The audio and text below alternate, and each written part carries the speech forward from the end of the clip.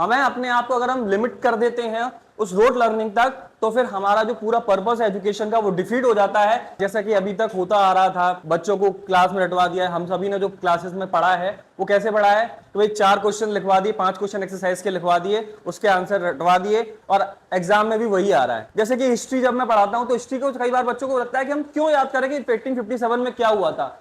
Hello everyone, first of all thank you so much for this opportunity and overall opportunity जो मुझे यहाँ मिली है। This is very first phase of my life and I am experiencing some really new things, जिसको कि मैंने कभी expect भी नहीं किया था कि teaching can be such a fulfilling thing for me. मतलब टीचिंग हमेशा मेरे लिए लास्ट में रहती थी कि टीचिंग तो सबसे लास्ट में करूँगा, मैं पहले सारी चीज़ें करूँगा। बट टीचिंग जब से स्टार्ट हुई और तब से मैं कर रहा हूँ, I am seeing the kind of impact a teacher can make can only be known by that teacher and the student. वो टीचर और स्टूडेंट की बहुत ही इंटीमेट बात है, वो इंटीमेट चीज है जो कि मतलब शायद वो जो कर रहा है उसी को समझ सकता है। And I am very fortunate कि मुझे इतने सारे टैलेंटेड लोग, इतनी सारी अच्छी टीम के साथ में जो है पढ़ाने का मौका मिल रहा है, जिनसे मैं हर दिन कुछ ना कुछ सीख रहा हूँ। अभी जुबैर सर ने इतना बहुत ही अच्छा उनका था, विद इन 10 मिनट्स उन्होंने पूरा स्टोरी टेलिंग का तरीके से बताया। साथ ही साथ मैम ने भी बताया इतना ब्यूटीफुल तरीके से कि किस तरीके से पेरेंट्स के साथ हमें बात करनी चाहिए और पेरेंट्स के साथ हमें बात करते समय किन किन बातों का ध्यान रखना चाहिए, जो कि अपने आप में समझने के लिए बहुत ज़्यादा ज़रूरी है। इवन डेमोन्स्ट्रेट भी करके दिखाया कि ये आप एक तरीके से काम कर सकते हैं। तो कहीं ना कहीं हम देख रहे हैं कि हम जो लर्निंग कर रहे हैं, इस लर्निंग में जैसा कि अभी तक होता आ रहा था कि बच्चों को क्लास में रटवा दिया है। हम सभी ने जो क्लासेस में पढ़ा है वो कैसे पढ़ा है, तो भाई 4 क्वेश्चन लिखवा दिए, 5 क्वेश्चन एक्सरसाइज के लिखवा दिए, उसके आंसर रटवा दिए और एग्जाम में भी वही आ रहा है। मतलब उसमें भी हमें ऐसा लगता था कि कितना बड़ा सिलेबस और कितना क्या है।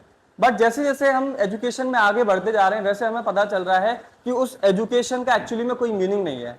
तो इसीलिए जब एनईपी आया, नेशनल एजुकेशन पॉलिसी 2020 में, जब कोविड का टाइम चल रहा था, तो उसमें इस चीज को बहुत ज्यादा फोकस किया गया, इसको बहुत ज्यादा ध्यान दिया गया कि किसी भी तरीके से जो एजुकेशन हो रही है वो एक्चुअली में जो एजुकेशन और सोसाइटी का जो गैप है उसको कम से कम किया जाए।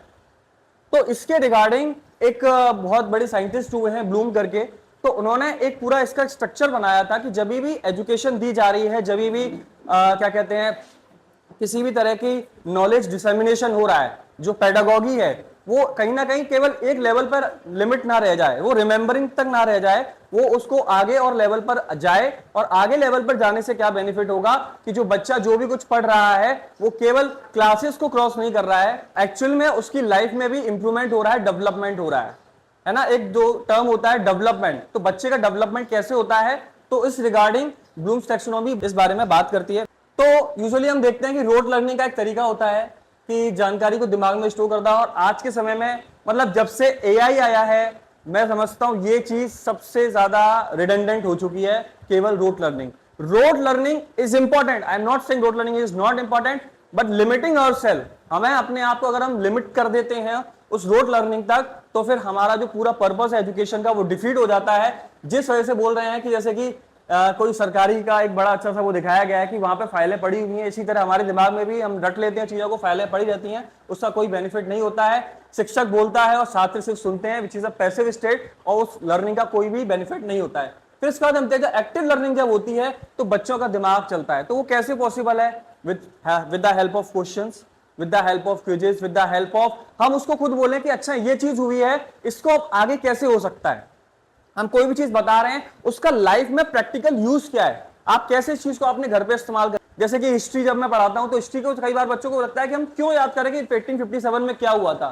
तो इसका मैं एग्जांपल ये देता हूं कि जब भी आप पढ़ रहे हैं कोई हिस्ट्री का मान लो टॉपिक पढ़ रहे हैं, तो जैसे कि मान लो आपको बल्ब जलाना है, ठीक है, अब आप बल्ब जला रहे हैं बट आपने पीछे के तार है वो काट दिए, ठीक है। अगर आपने पीछे के तार काट दिए, जो लाइट हाउस से जो पावर आ रही थी वो आपने कट कर दी, तो क्या बल्ब कभी जल सकता है? नहीं। तो आज के समय में डेवलपमेंट को सोचना कुछ वैसा ही है अगर हिस्ट्री को हम नहीं पढ़ रहे हैं तो।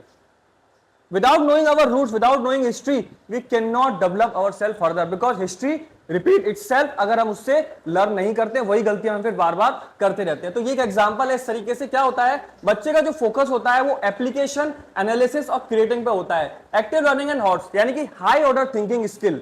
आज के समय में एआई के टाइम में जो सबसे ज्यादा बात की जा रही है कि बच्चे को हम मतलब सब्जेक्ट्स तो हम पढ़ा ही रहे हैं, बट साथ साथ में प्रॉब्लम सॉल्विंग, डिसीजन मेकिंग, और वो कैसे अदर ऑर्डर में भी सोच पाए। जैसे 3 तरह की थिंकिंग होती है। फर्स्ट ऑर्डर थिंकिंग, जो हम नॉर्मल सोचते हैं, इमीडिएट इफेक्ट। मान लो आज मैं थोड़ा सा सो गया तो मैं लेट हो जाऊंगा स्कूल के लिए फिर मैं लेट हो जाऊंगा, फिर मेरा जो है जो भी कॉन्सिक्वेंसेस होंगे वो होंगे। बट सेकंड ऑर्डर थिंकिंग क्या कहती है कि अगर मैं स्कूल के लिए आज लेट हुआ, कहीं ना कहीं ये मेरी हैबिट बनती जा रही है, और अगर मैं ये हैबिट बन रही है तो एक्चुअली आज मैं लेट भी हुआ स्कूल के लिए, तो इसलिए ज्यादा रेलेवेंट एग्जांपल भी है। तो बट अगर ये मेरी हैबिट बनती जा रही है, सेकंड ऑर्डर थिंकिंग बोलती है कि अगर ये मेरी हैबिट बनती जाएगी तो धीरे धीरे क्या होगा, this will become a kind of image that everyone will think यार मैं तो लेट ही होता हूं, मैं तो बहुत लेट लेट इंसान हूं, मैं अपने काम के लिए सीरियस नहीं हूं। तो this is second order thinking. And third order thinking क्या कहती है कि अगर मैं लेट हो रहा हूं, इसका मतलब कहीं ना कहीं क्या है, मैं ओवरऑल लाइफ के लिए सीरियस नहीं हूं। तो दिस इज ऑल। इसके बाद तो जैसे कि इन्होंने एक रिवीजन किया था 1956 में, एक लाया गया था कि जो भी एजुकेशन का पर्पस है, नॉलेज, कॉम्प्रहेंशन यानी कि समझना, एप्लीकेशन, एनालिसिस, सिंथेसिस और इवेल्यूशन। तो इस सब का वर्ड को क्या कहते हैं, धीरे धीरे उन्होंने क्या किया था 2001 में वर्ब्स में कन्वर्ट कर दिया, क्योंकि ये प्रोसेस है। लर्निंग कभी भी स्टैटिक नहीं हो सकती है, वो डायनेमिक है, हमेशा चलने वाली चीज है, वर्ब वाली चीज है ना, क्रिया वाली चीज है। तो उसमें ये वाली बात की गई है। तो एक्टिव प्रोसेस है, इसके लिए फिर नाम को करके ये वर्ब में कन्वर्ट कर दिया गया था। तो ये बहुत इंपॉर्टेंट रिसर्च है। रिसर्च क्या करती है, हमें ये बताती है कि एक्चुअली में बेस्ट मेथड्स क्या फॉलो हो रहे हैं। जैसे कि मैंने कुछ टाइम पहले सुना था, कई बार हम देखते हैं कि वेस्टर्न स्कूल में, आई एम वेरी फॉर्चुनेट कि मेरे को बाहर के बच्चों को पढ़ाने का मौका भी मिलता है, तो आई सी कि उनके जो टीचर्स हैं वो टीचर्स इतने ज्यादा एजुकेटेड हैं, मतलब बोलना चाहिए कि साइकोलॉजी वहां पर मैंडेटरी है। हमारे यहाँ भी साइकोलॉजी कहीं ना कहीं मैंडेटरी है, टीईटी में भी वही चीज पूछी जाती है। तो कुछ ना कुछ जो बेसिक साइकोलॉजी है वो हमें पता होना चाहिए, बिकॉज एज अ टीचर हमारी बहुत मेजर रिस्पॉन्सिबिलिटी होती है।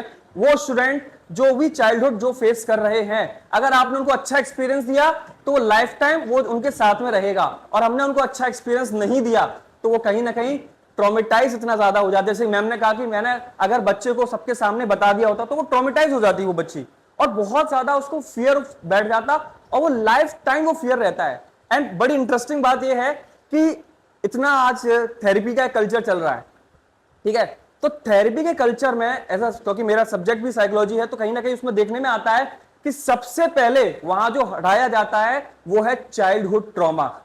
क्योंकि बड़े होने तक, एडल्टहुड मतलब 50 साल का व्यक्ति हो गया है, उसका जो डिप्रेशन का, उसकी एंजाइटी का, उसके मेंटल इश्यूज का बहुत बड़ा रीजन है वो चाइल्डहुड है। तो आप सोच के देखिए कि एज अ टीचर हम उस बच्चे की लाइफ में कितना बड़ा रोल प्ले कर रहे हैं। तो दिस इज ऑल। इसमें 3 चीजें आती हैं, cognitive domain, affective domain and psychomotor domain. तो कॉग्निटिव यानी कि जिसमें कि आप नॉलेज की बात करते हैं, ब्रेन की बात करते हैं, हम उसको जो भी करवा रहे हैं, जो भी नॉलेज हम डिसेमिनेट कर रहे हैं, बट इसके साथ साथ में अफेक्टिव डोमेन है, क्या हम उसको फील कर पा रहे हैं। इंडिया पाकिस्तान पार्टीशन जब वो पढ़ रहा है, क्या वो फील कर रहा है, क्या वो लोग फील, क्या उस समय फील कर रहे होंगे, क्या उस समय उन लोगों के ऊपर बीत रही होगी। जब वो नेशनल मूवमेंट पढ़ रहा है, जब वो मैथ्स पढ़ रहा है, तो मैथ्स का एक्चुअल में डेली लाइफ प्रैक्टिकल यूज क्या है। जैसे कल ही बात हो रही थी कि उसको पैसे गिनना नहीं आ रहा है ना, तो अब ये कितनी बड़ी चीज है ना। तो इसलिए हमें समझने की जरूरत है कि हम उसको फील भी करा पाए, हर चीज सामने सामने उसको बता पाए। साथ ही साथ साइकोमोटर डोमेन यानी कि शारीरिक कौशल। जैसे कई बार क्या होता था कि पहले के टाइम में, अरे हमारा बच्चा पढ़ने में बहुत अच्छा है, खेलने में अच्छा नहीं है, तो ये बात बहुत अच्छी समझी जाती थी। और खेलने में अच्छा है अगर पढ़ने में अच्छा नहीं है तो ये बात बहुत खराब समझी जाती थी, जबकि ऐसा नहीं है। दोनों ही चीजों में बच्चे को इंप्रूव होना बहुत ज्यादा जरूरी है। अगर वो किसी भी एस्पेक्ट में कम रह जाता है तो लाइफ टाइम उसको वो फेस करना पड़ता है। तो सारे इसमें की बताया गया है, प्रयोग, ड्राइंग, खेलकूद, तो सारे उसके अंदर चीजें डेवलप होनी चाहिए। तो सबसे पहले लेवल 1 आता है जो बोलता है रिमेंबरिंग, यानी कि आप किसी चीज को याद रख रहे हैं। जैसे वर्ष आपने याद रखा 1947 है। फोटोसिंथेसिस की क्या है भाई, फोटोसिंथेसिस मतलब ऑक्सीजन और जो कार्बन डाइऑक्साइड का जो भी रहता है। इसके बाद अंडरस्टैंडिंग, अब आप उसको क्या कर रहे हो, एक्सप्लेन करने की कोशिश कर रहे हो, उससे आंसर्स लिखवा रहे हो, आप अपने वर्ड्स में लिखो। जैसे कि हमारे किसी सर का तो एक्टिव रिकॉलिंग भी है ना, एक्टिव रिकॉलिंग वगैरह करके। तो ये एक्सरसाइज भी हमने जब स्कूल में कराई, तो हमें इस क्लास में कराई, तो पता चला कि बच्चे एक्चुअली में समझ क्या रहे हैं। पढ़ते हुए इतना कुछ जा रहे हैं, पर जब आप लिखवाएंगे, जब आपको खुद को खड़ा होकर बेटा आ जाओ सामने आके बोलो, तुम एक्सप्लेन तो करो। जब तुमने समझाया तो पहले पूछो कि किसी को डाउट है, नहीं है डाउट, नहीं है डाउट तो अब तुमको समझाना है। तो ऑटोमेटिकली उनके डाउट भी निकल के आएंगे, साथ साथ में हमें यह भी पता चलेगा कि हम जो पढ़ा रहे हैं क्या वो उन तक पहुंच भी रहा है या नहीं पहुंच रहा है। तो अगर आप छात्र से पूछते हैं तो ग्लोबल वार्मिंग का क्या मतलब है, तो ये कौन सा लेवल है, अंडरस्टैंडिंग वाला लेवल है। इसके बाद फिर अप्लाई। अब हम क्या करेंगे कि जैसे कि सर ने मैथ्स पढ़ा दिया तो सॉल्व उसको करवा दिया, अब सॉल्व करवाने के बाद उसको और भी क्वेश्चंस देने के बाद उसको सॉल्व कराएं, ग्रामर को, रूल्स को उसको यूज करवा करके अलग अलग सेंटेंसेस को लिखवाना कि उसको वो यूज कर पा रहा है कि नहीं, क्या ये सही है, ग्रामर रूल है या नहीं है।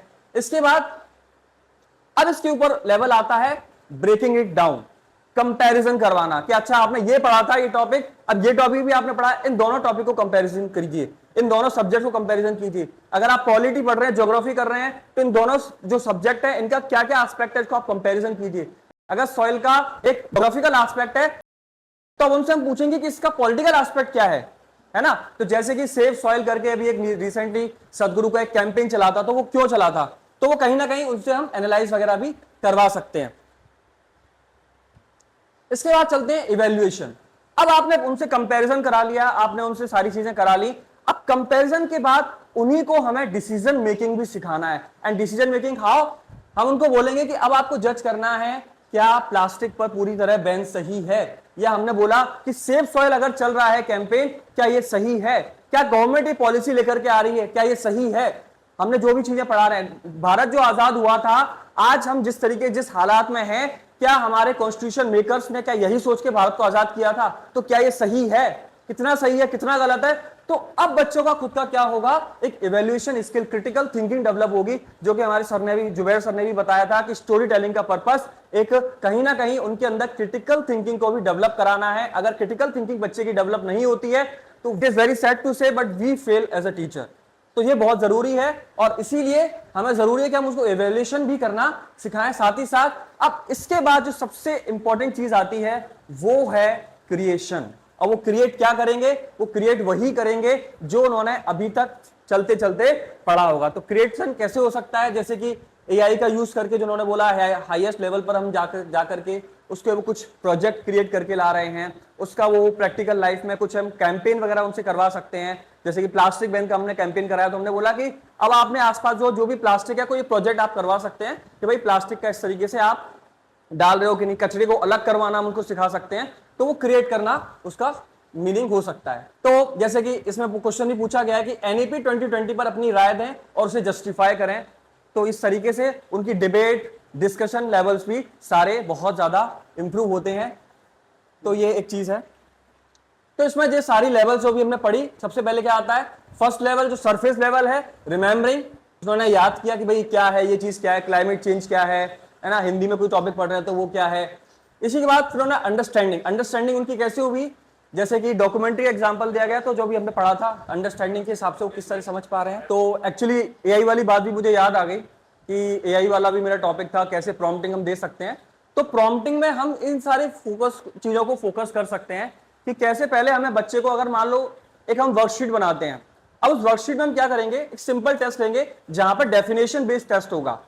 फिर धीरे धीरे हम क्या करेंगे, उसमें एक्सप्लेन करेंगे, इसको सिंप्लीफाई करो थोड़ा सा उसको, और अंडरस्टैंडिंग वाले वर्ड्स को हम उसमें मेंशन करेंगे। फिर उसमें बोलेंगे, उनको केस स्टडीज देंगे, आप अप्लाई करोगे कि आपके घर में ये हो रहा है, आपकी चीजों में ये हो रहा है, आप वोटिंग करने जा रहे हैं, आपके पेरेंट्स वोट कर रहे हैं, तो क्या ये चीज हो रही है कि नहीं, क्या वो अप्लाई कर रहे हैं। मान लो दो पार्टीज हैं, अब इस पार्टी के ये फीचर्स हैं, इस पार्टी के ये फीचर्स हैं, इसका ये मैनिफेस्टो जो कि बहुत फ्रीबीज दे रही है, एक पार्टी है जो बात कर रही है कि हम एजुकेशन और हेल्थ में डेवलप करेंगे। तो बच्चों को अभी से हमने बता दिया कि आपने उस नॉलेज जो आप ले रहे हैं उसको कैसे अप्लाई करना है। जैसे इसका बहुत प्राइम एग्जांपल है, आई am not against and I am not supporting any party, but एक पार्टी थी वहां पर जो कि बात कर रही थी कि मैं फ्री में सब कुछ बांटूंगा, मैं महिलाओं को जो है 2000 रुपए दूंगा, मैं ये करूंगा वो करूंगा, फ्री में जो यूजुअली इलेक्शंस में होता है वो सारी चीजें करी। एक व्यक्ति थे वो बोल रहा था मैं फ्री में कुछ नहीं बांटूंगा, ठीक है, मैं इवन अल्कोहल भी चालू करूंगा। वो समझा रहा है कि भाई अल्कोहल बंद करने से इस राज्य का नुकसान हुआ है, फायदा नहीं हुआ है, और ज्यादा महंगी मिल रही है अल्कोहल, और ज्यादा नुकसान हो रहा है, रेवेन्यू लॉस हो रहा है, साथ ही साथ बीमारियां और ज्यादा बढ़ी रही हैं क्योंकि इनको गलत शराब फिर मिल रही है। तो ऐसी बहुत सारी चीजें थी इसमें, हेल्थ, एजुकेशन और तमाम तरह की कैपिटल इन्वेस्टमेंट की उसने बात करी। पर बच्चों को पता ही नहीं है कैपिटल इन्वेस्टमेंट क्या होता है, क्योंकि वो सेकंड ऑर्डर थिंकिंग सोच ही नहीं पा रहे हैं। आप सोच के देखिए, एक रोड बननी थी यहां से यहां तक, ठीक है, एक सिंपल सा एग्जांपल मैं दे रहा हूं, मान लो रोड ना बन करके सभी महिलाओं के खाते में 2000 रुपए डल गए, ठीक है। अब ये बहुत अच्छी बात है, सारे लोग खुश हो गए, बहुत बढ़िया बात है भाई, जिसका फायदा होता है उसको खुश होता है। मुझे भी खुशी होती है जब मेरी मम्मी के अकाउंट में आते हैं 2000 रुपए, 1500 रुपए, जितने भी आते हैं। बट आप ये समझिए कि वहां से यहां तक अगर रोड बनती तो कितने सारे लोग थे जो इस स्कूल तक पहुंच पाते या पहुंच पा रहे हैं। ट्रांसपोर्टेशन चालू हो जाता, वहां से वहां तक बिजनेसेस चालू हो जाते। बट क्योंकि रोड नहीं बनी, इससे कितना नुकसान हुआ, उस सारे लोग, एक एरिया के लोग और उस एरिया के लोग बिल्कुल कट गए। तो ये जब आप कैपिटल इन्वेस्टमेंट, जब हम बच्चों को पढ़ाते हैं, इस तरह की चीजें हम बच्चों को बताते हैं कि भैया ये जो आप पढ़ रहे हैं इसका यूटिलाइजेशन ये है, केमिस्ट्री में आप पढ़ रहे हैं इसका यूटिलाइजेशन ये है, फिजिक्स में आप पढ़ रहे हैं इसका यूटिलाइजेशन ये है, तब आपको पता चलता है कि हाँ ये है, कि बच्चों को भी समझ में आता है कि ओके ये इसीलिए हम स्कूल जा रहे हैं, इसलिए फिर उनको स्कूल आने का मन करता है और उनको कोई भी चीज बोझ नहीं लगती है। क्योंकि अब अगर हम सोचें कि बच्चे को रटवा दें, डांट के रटवा दें, वो कुछ नहीं है, वो एआई से नोट्स बना ले आएगा, ठीक है। उसके हम कितना भी उसको मना कर लें वो नहीं मानने वाला है, उसको शॉर्टकट अप्लाई करना है। हम भी शॉर्टकट अप्लाई कर रहे हैं, ये पीपीटी मैंने बनाई है, ये शॉर्टकट ही है एक तरह का। बट अब हम बात ये है कि इसके बाद क्या मैं जो पर्पस है एजुकेशन का वो फुलफिल कर पा रहा हूं या नहीं कर पा रहा हूं। एंड जैसे कहते हैं ना, हर एक सिक्के के दो पहलू होते हैं, ऐसे ही दूसरा पहलू एआई का ये भी है कि अब जो पर्पस है वो पर्पस को आप बहुत अच्छे से फुलफिल कर सकते हैं। अब बच्चा अगर एआई यूज कर रहा है तो हम बच्चे से एक कदम आगे जाए ना, हम भी एआई यूज करके उससे वो टेस्ट करवाएं। हम मांगे नहीं उसके नोट्स, वो जो भी करके ला रहा है, होमवर्क करके ला रहा है, ठीक है, एक लेवल तक हम उससे क्या करें, हम उससे सामने लिखवाएं, सामने बुलवाएं, सामने रीड करवाएं, और वही उसका अल्टीमेट पैरामीटर हो, उसी के आधार पर उसको रिवॉर्ड और पनिशमेंट दिया जाए। तो ऑटोमेटिकली उस बच्चे के अंदर वो भावना आएगी कि नहीं, मैं कुछ भी कर लूं, मुझे सीखना ही पड़ेगा, नो मैटर व्हाट। तो ये एक चीज है। तो अप्लाइंग फिर एनालाइजिंग, दोनों जगहों की आप जो भी शहरी और ग्रामीण क्षेत्रों में पानी का जो डेटा है उसको आप एनालाइज कीजिए। क्या हम गोद में पानी यूज कर रहे हैं वो सही तरीके से यूज कर रहे हैं, क्या क्या रेन वाटर हार्वेस्टिंग क्या होता है, कैसे हमें पानी को संचय करना चाहिए। तो ऐसे बहुत सारी चीजें एनालाइज करवा रहे हैं, फिर इवेल्युएट करवा रहे हैं, क्या ये जो नीति आ रही है, जो प्रोजेक्ट आ रहे हैं, क्या वो सही है। उस तरीके से क्रिएट, फिर हम उससे जो है वो क्रिएट करवा रहे हैं। जैसे zero water waste community model design करना, कुछ कुछ एक्टिविटी इनको डिजाइन करना, उनको केवल एग्जाम ओरिएंटेड नहीं रखना बल्कि उनको उसके आगे भी लेकर के जाना। मल्टीपल जो क्या कहते हैं, जितने भी सब्जेक्ट्स उनको डिफरेंशिएट में उनको आपस में कनेक्ट करवाना। अब जैसे कि स्मार्ट ऑब्जेक्ट्स में लिखा हुआ है, आज बच्चे क्या सीखेंगे, action verb plus measurable task. तो इस तरीके से आप अपनी जो क्लास है उसको तीन चीजों में डिवाइड कर सकते हैं। 40% आप उनको याद करवाइए, डेफिनेशन बताइए कि अच्छा ये चीज ये होती है, चीज ये होती है। फिर इसके बाद आप उन्हें बताएंगे कि आप उसको कैसे अप्लाई कर सकते हैं, कैसे उनको एग्जांपल देके बता सकते हैं। जैसा कि सर ने बहुत अच्छा मतलब डेमोन्स्ट्रेट किया, मैं कह रहा मैं ब्लूम्स टेक्सोनॉमी बाद में बताऊंगा, सर ने पहली ब्लूम्स टेक्सोनॉमी पूरी अप्लाई करके दी वहीं के वहीं। और फिर इवेल्युएट एंड क्रिएटिंग, तो जो क्वेश्चन आंसर सेशन है, कहीं ना कहीं लास्ट का 5-10 मिनट्स का क्वेश्चन आंसर सेशन रख सकते हैं, या उनको बोल सकते हैं कि अच्छा चलो बताओ आपने क्या सीखा आज की क्लास में।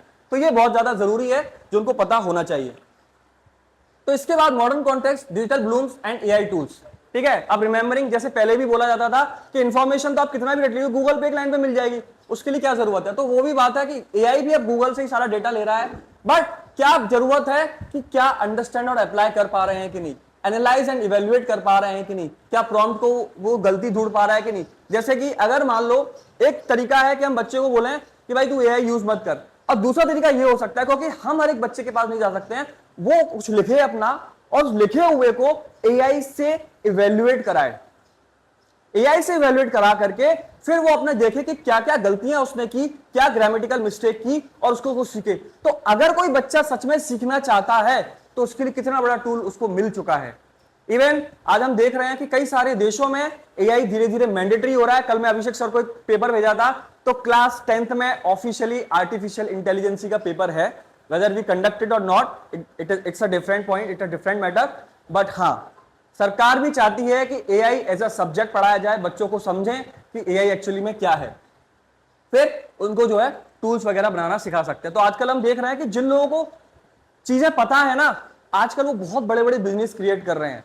कल या परसों की बात है, मैं देख रहा था कि एक व्यक्ति है, एक बच्चा है, शायद 17-18 साल का है, निखिल कामत को आप सब लोग जानते हैं, जेरोदा कंपनी को जानते हैं, जेरोदा कंपनी का फाउंडर है, हजारों करोड़ रुपया है।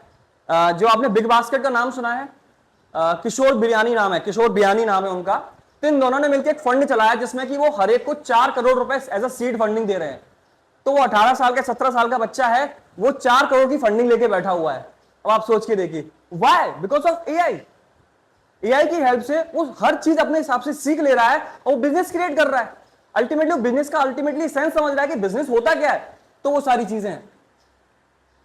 तो 1 मिनट रैपअप चैलेंज हम पूरा रैपअप कर रहे हैं। सबसे पहले आप जब भी क्लास स्टार्ट कर रहे हैं तो अपना एक स्मार्ट ऑब्जेक्टिव लिखिए, क्या आप करने वाले हैं, कैसे आप उसको हाई लेवल पर लेके जा सकते हैं, और कैसे जो भी आपके सामने बैठा हुआ है बच्चों को बता सकते हैं कि अगर आपको किसी को चीज एक्सप्लेन करना है तो उसको आप कैसे एक्सप्लेन करेंगे। यस। तो कंक्लूजन एंड की टेकअवेज, ज्ञान की शुरुआत रिमेंबरिंग से होती है लेकिन अंत हमेशा क्रिएटिंग पे होना चाहिए। तो वही चीज है कि हमारा जो फोकस है वो कई बार क्या होता है, हम रिमेंबर ज्यादा से ज्यादा अंडरस्टैंडिंग तक रह जाते हैं, क्रिएशन तक नहीं पहुंच पाते हैं। तो हमारा फोकस होना चाहिए कि पूरे सेशन के अंदर में हम उनको क्रिएटिंग, मतलब दिसंबर जनवरी तक आते आते उस क्रिएशन लेवल पर वो कुछ कुछ पहुंचने लगे। हम पहले ट्राई करेंगे, फिर धीरे धीरे ट्रायल करते करते बच्चे प्रिपेयर होते जाएंगे। जो क्योंकि मैं जब स्टार्टिंग में आया था तो मुझे लगा था शायद मुझे ही ज्यादा लग रहा है, बट जब सभी टीचर ने शेयर किया कि रीडिंग बहुत बड़ी समस्या है, तो मुझे लगता है कि रीडिंग हमें बहुत ज्यादा बच्चों की करानी चाहिए। बिकॉज अगर रीडिंग नहीं होगी, मतलब कुछ भी हम टास्क दे सकते हैं, ऐसा मैंडेटरी टास्क दे सकते हैं जिसमें उनको रीडिंग करना ही पड़े, no matter what. Action verbs तो जो हुआ था 1956 से 2001, जो हमने स्लाइड देखी थी कि एक्शन वर्ब से उसको वर्ब में कन्वर्ट किया गया। होलिस्टिक बैलेंस केवल बहुत ही ज्ञान वाली बात नहीं, बल्कि उनको उससे फीलिंग भी डेवलप हो, वो उससे कनेक्ट भी कर पाए, और साथ ही साथ with the help of gesture, with the help of activity वो उसको कनेक्ट भी कर पाए। तो रट्टा मार परीक्षा से नहीं, कॉम्पिटिशन बेस्ड मूल्यांकन की ओर आगे बढ़े। So this is for it. Let us we ourselves apply the Bloom's taxonomy. It's quiz time! तो थोड़ा सा हम अप्लाई भी कर लेते हैं। एक क्विज है शॉर्ट, केवल 10 क्वेश्चंस हैं, तो हम सभी उसका आंसर कर सकते हैं कि हमने क्या सीखा उसका। So everyone will please try to answer. तो पहला क्वेश्चन है कि पहला सबसे मेन रीजन क्या है कि कॉग्निटिव स्किल को हमें हायरार्किकल टैक्सोनॉमी में अरेंज करना है। What is the primary conceptual reason for arranging cognitive skill? तो उनका बच्चों का कॉग्निटिव स्किल भी डेवलप हो, इसका रीजन क्या है? तो पहला ऑप्शन है to categorise students into different groups based on their natural intelligence. बच्चों को अलग अलग समूहों में बांटना उनकी इंटेलिजेंसी के हिसाब से, या फिर उनके अंदर जो कॉम्प्लेक्स थिंकिंग है उसके ऊपर रिलाय करके बेसिक नॉलेज को देना। तीसरा ऑप्शन है स्टूडेंट्स को सजेस्ट करना कि वो सिर्फ एक ही लेवल ऑफ थिंकिंग पे काम करें। और चौथा ऑप्शन है ये प्रूव करना कि मेमोरी सबसे इंपॉर्टेंट एस्पेक्ट है ह्यूमन इंटेलेक्ट का। बताइए क्या लगता है? थोड़ा सा कॉम्प्लेक्स है।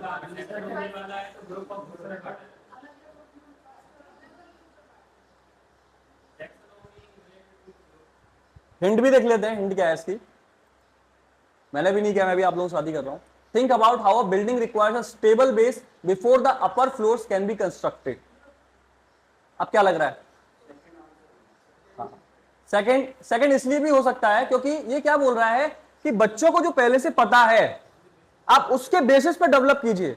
बच्चे को पता है कि भाई पानी क्या होता है, मतलब बहुत ही ज्यादा बेसिक हो गया मैं, बट उसको पानी के ऊपर डेवलप करेंगे। कोई चीज गिर रही है तो पहले उसको ये पता होनी चाहिए कोई चीज गिर रही है, तब तो आप ग्रेविटेशन समझाओगे। तो शायद बी हो सकता है। Let's click on B. या correct, very good. So the hierarchy illustrates that higher order thinking such as creating is built upon the successful mastery of lower level skills like remembering and understanding. तो जब higher order thinking, जब creating आप कराते हैं तो जो basic fundamental जो तरीका है पढ़ाने का, रिमेंबरिंग और अंडरस्टैंडिंग, तो उनसे ऊपर उनको उठाता है, उसके ऊपर बिल्ड करता है। नेक्स्ट है 2001 में इस टैक्सोनॉमी का रिवीजन हुआ था और इसमें आपने नाउन्स को वर्ब्स में कन्वर्ट कर दिया था। तो ऐसा क्यों हुआ? To reflect that learning is an active ongoing mental process, ये बताने के लिए कि लर्निंग जो एक एक्टिव ऑनगोइंग प्रोसेस है। सेकेंड ऑप्शन बोल रहे हैं कि फ्रेमवर्क को जो नए ग्रामेटिकल स्टैंडर्ड है उनसे मैच कराने के लिए। तीसरा ऑप्शन है कि फ्रेमवर्क को इजियर बनाने के लिए जो यंगर चिल्ड्रन है ताकि वो मेमोराइज कर पाए। और चौथा है ताकि उनका जो टेक्निकल टर्मिनोलॉजी है उसको रिड्यूस कर दिया जाए एजुकेटर्स के लिए, जो यूज किए जाते हैं एजुकेटर्स के द्वारा। सॉरी, कौन सा? C. To make the framework easier for younger children to memorise. तो मेमोराइज तो आगे बढ़ना है ना, मेमोराइज से तो मेमोराइज तो कम से कम कराना है, उससे ज्यादा उनको क्रिएट करवाना है ना। मतलब नाउन से वर्ब में कैसे कन्वर्ट किया गया? फर्स्ट वन कौन कौन जा रहा है? यस किसी को डाउट है? अगर कोई और है, जैसे मैम ने सर्ड वाला बोला, किसी को लग रहा है ए के अलावा बी सी डी? किसी को नहीं लग रहा? ओके अगर किसी को लग रहा है तो हम उसको भी कर सकते हैं। यस तो कोई लर्निंग क्या है? एक एक्टिव प्रोसेस है, इसलिए हमने उसको वर्ग में रखा। Verb emphasize that learning is something a student does rather than static state और piece of information they have, जो उनके पास है ऑलरेडी उसकी बात नहीं है। लर्निंग एक ऑनगोइंग प्रोसेस, इवन हम भी सब सीख ही रहे हैं यहां पर। Next, how do the affective and psychomotor domains complement the cognitive domain in a holistic education system? तो अफेक्टिव यानी कि फीलिंग वाला पार्ट, साइकोमेटर यानी हैंड वाला पार्ट जो था उसमें लिखा हुआ था, ये कैसे कॉम्प्लीमेंट करता है कॉग्निटिव डोमेन को? तो वो कैसे हम कर सकते हैं? They are design to replace cognitive learning. Replace करना है कॉग्निटिव लर्निंग को? शायद नहीं। They serve to distract students from the cognitive load of difficult subjects. हो सकता है कि कॉग्निटिव लोड बहुत ज्यादा हो जाता है तो उसको थोड़ा सा डिस्ट्रैक्ट करने के लिए। थर्ड ऑप्शन है they ensure that emotional values and physical skills are developed alongside mental intellect. Okay and they act as optional supplements for students who struggle with academic subjects। कौन कौन सी के साथ जाना चाहता है? यस तो अब बैलेंस एजुकेशन रिक्वायर्स कि जो डेवलपमेंट है हेड, हार्ट और हैंड का, to prepare a student for real world challenges. तो रिसेंटली मेरे स्टूडेंट से मेरी बात हो रही थी, तो मैं उससे पूछता रहता हूं स्कूल में क्या हुआ, ऑस्ट्रेलिया एजुकेशन सिस्टम में है। तो वो बताती है कि आज हमारे स्कूल में ये क्लास हुई कि हमें अपने आप को एक्सप्रेस कैसे करना है। जैसे एंगर है तो एंगर को शो करने के क्या क्या तरीके हो सकते हैं? लाउड वॉइस होगी, है ना, या आप किसी से बात नहीं कर रहे हो, या फ्रस्ट्रेट कर रहे हो, आप कुछ का कुछ बिहेवियर कर रहे हो। आप जॉय दिखाना है, आप जॉय को कैसे दिखाओगे? आपको सैड दिखाना है तो आप सैड कैसे दिखाओगे? अब आप सोच के देखिए कितनी कमाल की बात है। केवल इस वजह से, क्योंकि हम अपने आप को एक्सप्रेस नहीं कर पाते हैं, हम कितनी सारी मेंटल चीजों के खुद शिकार हुए बैठे हैं। अब ये चीजें अगर बच्चों को बचपन से सिखाई जा रही है that how do you express yourself, not just this, बल्कि इसके अलावा कि मेंटल हेल्थ, अगर आपको ये इश्यू आ रहा है तो इसके लिए आप क्या कर सकते हैं? अगर आपको अपना इमोशनल स्टेट चेंज करना है, यू आर फीलिंग सैड, अब आपको हैप्पी होना है तो आप म्यूजिक सुन सकते हो, you can talk to your parents, you can talk to your friends. तो ऐसे करके उनको एक इमोशनल स्टेट से कैसे दूसरी इमोशनल स्टेट में चेंज करना है वो भी उनको बताया जा रहा है। हमको आज तक कभी किसी ने बताया ही नहीं। हम तो भैया अगर सैड हो गए हैं, भैया ब्रेकअप हो गया है, लो भैया सैड सॉन्ग सुने जा रहे हैं, और ज्यादा अरिजीत सिंह सुने जा रहे हैं। होता है कि नहीं होता? सब रिलेट कर पा रहे हैं इस चीज से। तो ये चीज है, तो दे इंश्योर द इमोशनल वैल्यूज। तो ये स्किल है जो बच्चे को जिस तरह फिजिकल है उसकी तरह उसको मेंटल भी हैंडल करना आना चाहिए। यस तो what fundamental shift in thinking occurs when a student moves from understanding to applying। तो बच्चे के अंदर क्या फंडामेंटल शिफ्ट आता है जब वो अंडरस्टैंडिंग से अप्लाई मोड पर शिफ्ट होता है? तो ऑप्शन है shift from memorising a definition to being able to repeat it in their own words. वो अपने शब्दों में बता पाता है केवल समझने से ज्यादा। ट्रांजिशन डेमोन्स्ट्रेशन को एब्जॉर्ब करने से ज्यादा वो रिमेंबरिंग पर ध्यान दे रहा है, ठीक है। इसके अलावा सॉल्विंग अ प्रॉब्लम से क्यों सॉल्यूशन काम कर रहा है उस पर ज्यादा वो फोकस कर रहा है, या फिर कॉन्सेप्ट ऑफ एक्सप्लेन करने से ज्यादा वो उसको कैसे नए कॉन्टेक्स्ट में उसको यूज कर सकता है। तो ये काफी पास वाले ऑप्शन दिए उन्होंने। बताइए क्या लगता है? Sorry question, what fundamental shift in thinking when a student moves from understanding to applying. अभी लेवल बाय लेवल पूछ रहा है।